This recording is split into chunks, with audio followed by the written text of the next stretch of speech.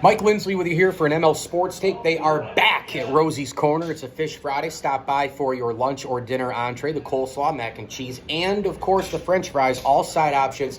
Get your tartar sauce with it as well. Or you can order the meatball bomber like I just did, or a turkey sub like I just did for my kid. The Gold Fever wings, garlic parm, delicious. Make sure you grab your pizza wing combos all day long as well here at Rosie's Corner. Salads and all the sides here, as well as the drinks in the cooler, and those delicious homemade cookies are up front as well. Stop by Rosie's Corner all day long if you're in and around Central New York, Route 11 in front of the Brewerton Bridge, a proud ML Sports Platter sponsor. Let's talk a little NFC North. What an interesting year. It's a transition year for the NFC North in the NFL this year, and it starts, of course, with the Green Bay Packers. Aaron Rodgers is now a New York Jet. Jordan Love steps into the starting role. Green Bay super high on him, obviously, and Brian Gutekunst, the GM of the Green Bay Packers, certainly is a guy who's been able to build a roster successfully. We know Jair Alexander, the back end of the defense. They've got some pass rushers. Very physical team, a very good team at the line of scrimmage.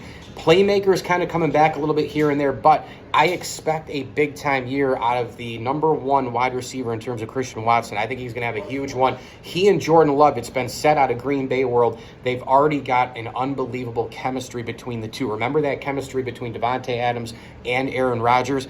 Green Bay Packer fans are dreaming big that maybe it's Love and Watson for the next 10 to 15 years in Wisconsin. So I don't know. It's just so hard to gauge a rookie quarterback when they're not Peyton Manning, when they don't come right into the NFL and take it by storm. Remember, we know a lot of guys struggle. Steve Young struggled in the beginning. Terry Bradshaw struggled in the beginning. Troy Aikman threw a ton of interceptions in the beginning. A lot of quarterbacks who are in the Hall of Fame struggled in the beginning in their rookie year and beyond. And sometimes it took a 2-3 year period. Remember, Patrick Mahomes came into the league and he sat behind Alex Smith until Andy Reid and company figured out that it was his time. So it's really hard for me to read the room and say, well, I'm so high on Jordan Love that the Packers are just going to win the division no matter what and keep this thing going. I'm not going to go that far. In the other team's world, I got to tell you, in their worlds, you've got the Minnesota Vikings, a team with Kirk Cousins, who, by the way, if you haven't watched The Quarterback on Netflix, it's absolutely sensational. Him, Marcus Mariota, Patrick Mahomes, behind the scenes, the training, family, the games, the unbelievable work and treatment on their bodies. Unreal show. Go watch it on Netflix. I think it's 8 shows. It's crazy good documentary. But Kirk Cousins is a guy I can root for. I was watching that show, becoming more and more of a Kirk Cousins fan. Humble, hardworking, determined, and all the rest. The problem with Kirk Cousins is he can only get you so far. Wins double-digit games. He can make the postseason, but then fourth quarter, big stage, road game, right? And sometimes home game. And the guy just can't make the throws when it's late like a Patrick Mahomes and company can. Let's see if this is the year for Kirk Cousins to break through in a very weak NFC North, a very weak NFC. This could be the Vikings' year, and I'm going to pick Minnesota to win that division. I just think that it could be a situation where Minnesota gets, 8-9 wins falling out of bed, win a few more, win the division, get a home game. Next thing you know, you only have to win one more or two more, I guess, in the case of being a non-1 seed, let's say. And Minnesota could get to the Super Bowl. We know they have Kirk Cousins just below that group of elite receivers. I mentioned Mahomes and Allen and Herbert and Burrow and all these different guys. That next deck, that's Kirk Cousins, of course.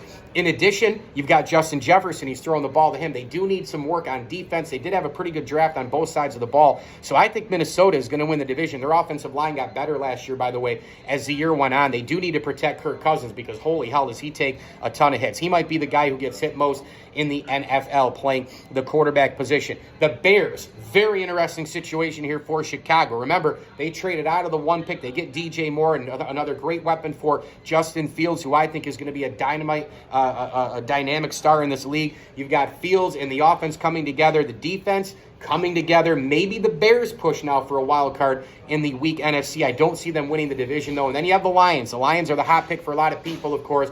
Dan Campbell's team, tough as nails. A couple years ago, remember, they lost a ton of close games. People thought that they could have been a playoff team. Last year, really nice year. Jared Goff, though, is the quarterback. Can he get to that next level? This could be a season where a team comes out of the NFC with a second deck quarterback. In other words, not elite, but the next deck or the deck after that. Could it be Kirk Cousins? Could it be a Jared Goff? Could San Francisco just tread water until Brock Purdy comes back and he gets them finally to a Super Bowl. We know Kyle Shanahan and the Niners, they've been kings of the NFC Championship game, but can they get over that hump and get to a Super Bowl? Seattle, I'm really high on the Seattle Seahawks this year. I think they could win the division. Could they show up with a Geno Smith? Very fascinating stuff here. Maybe a team from the NFC East becomes a darling sort of thing. Jalen Hurts made, the Super Bowl last year. I wouldn't say he's quite elite, but maybe he gets back, and it's a Jalen Hurts against a Burrow or a Mahomes or somebody else at this particular point.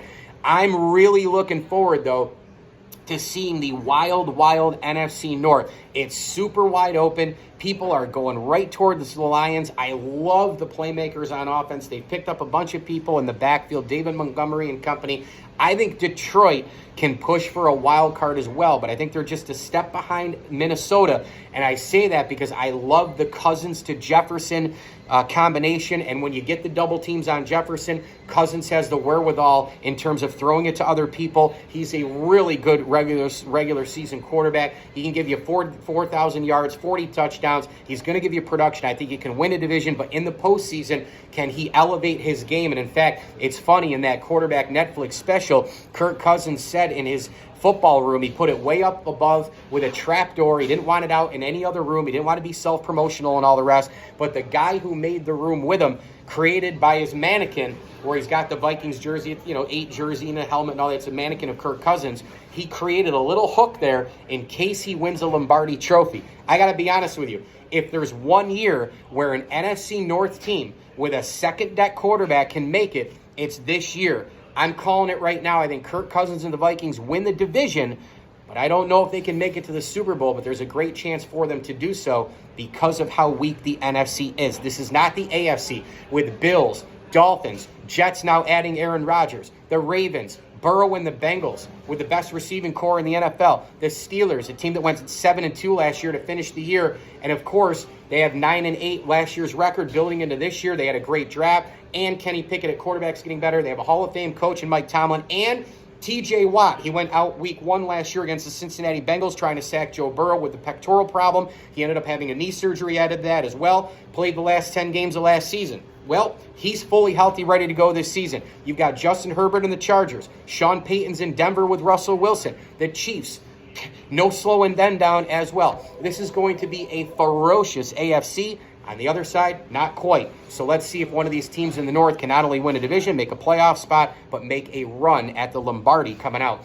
of that conference. Get on over to Rosie's Corner today, Fish Friday, with your coleslaw, French fries, and the mac and cheese. I'm ready to pick up my meatball bombers, my gold fever wings, and a turkey sub for my little Q. Get on down here for subs. And also, the comfort food of the ziti, the stuffed shells, all that in between, and your pizza wing combos available all day long. And hey, we're not that far away from the fall and football season.